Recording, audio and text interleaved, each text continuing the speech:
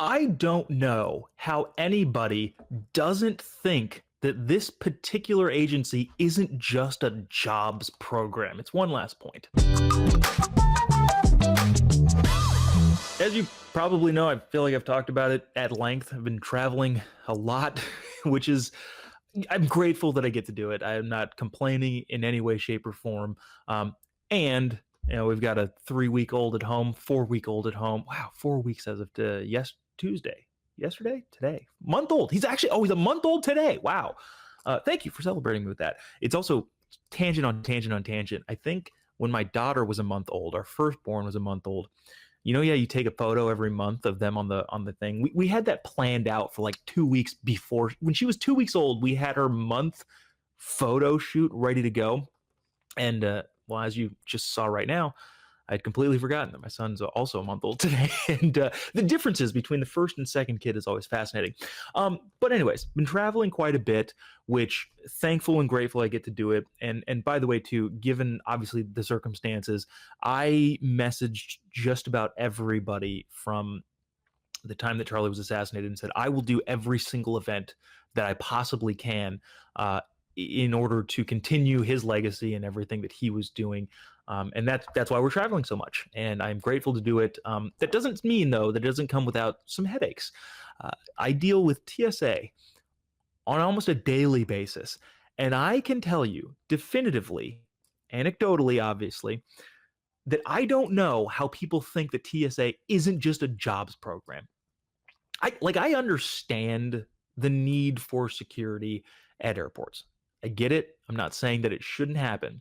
What I am saying, though, is that in almost every airport that I go to, it's like if you live in California, you probably are aware of Caltrans. Caltrans is the predominant contractor with the government that builds all the streets. And the running joke is, especially in California, but I know this exists around the country, how many guys does it take to fill in a pothole? Well, it takes 10. Nine of them, one guy to fill in the pothole and 9 of them to watch him do it. That is the same at every airport with TSA.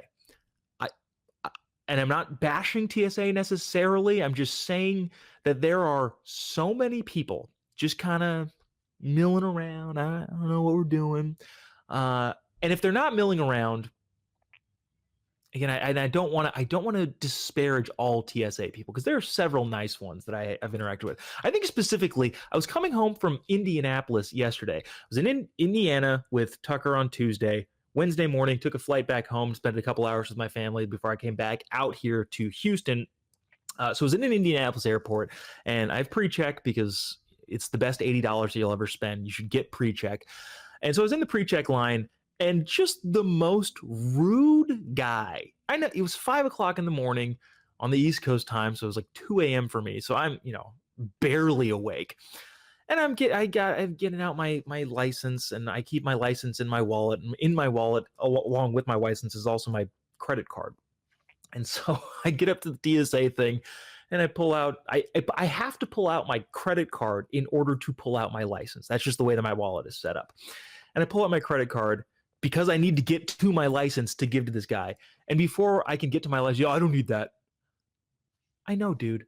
I'm in the pre-check line. I clearly fly a lot. I know that you don't need my credit card at the security checkpoint. I'm getting to my license. Then he goes on to he's like, well, how did you get in this line? I was like, well, the lady was about to open the little gate thing, and I know, not to give you this whole long story, and I don't want to just complain for the sake of complaining, but I was in the regular line because TSA pre-check hadn't opened yet. But as I passed through, literally 5 seconds after I walked, the lady opened the bar, so I just climbed through it because now, okay, it's open now, and rather than go all the way back around, I just lifted up the little stanchion thing and just went through because of course you would. I said, I don't need your credit card. Yeah, dude, I know. And then how did you get in? It's like, well, I just went under. I don't do that. And I'm like, all right, I won't do that next time. And all of that's to say, just the most rude and most unpleasant gentleman that I've encountered as of late, and for no real apparent reason. Because, like I said, there's 7 people standing around, not really doing anything. Get the person that's happy to be there. Get the person that feels some sort of gratitude that the taxpayers are paying for this job. that misses a huge amount of security screenings. And I wasn't intending to go down this rabbit hole, but if you look at the statistics of tests that people, or when their higher ups are testing the TSA, they get a lot of stuff through that shouldn't actually get through the TSA checkpoints, but they don't. They get through anyway. They don't catch them, and to me, that just says this is the jobs program. And does that mean I want any less security on an airplane? No, but I want it to run efficiently. I don't want to just pay people as a taxpayer to stand around, be rude.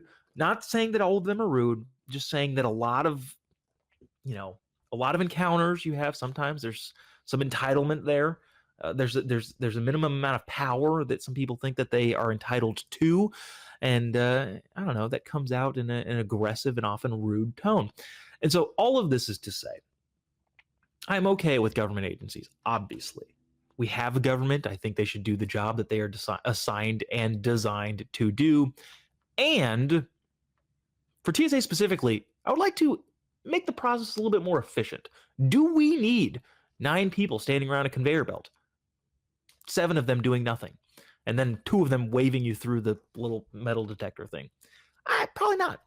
I appreciate the job that they do. I appreciate the fact that I believe that airlines are generally safe.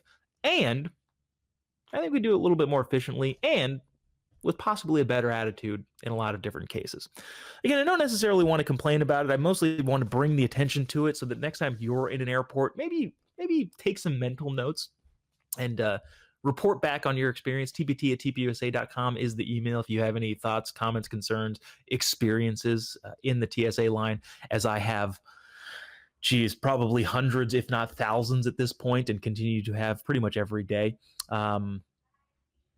Let's get that thing to run efficiently. That's my only ask. This has been One Last Point.